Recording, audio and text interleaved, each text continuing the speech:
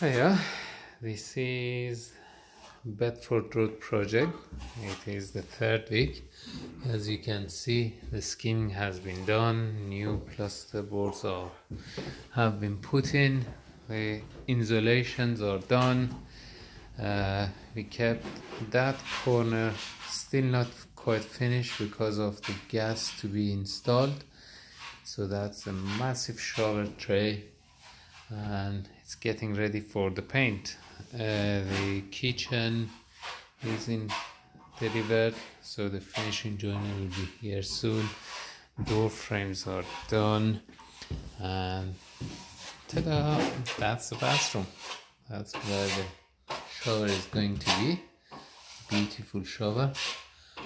And here is the kitchen and the bedroom. All the plumbing has been done for the gas boiler to be installed in this cupboard.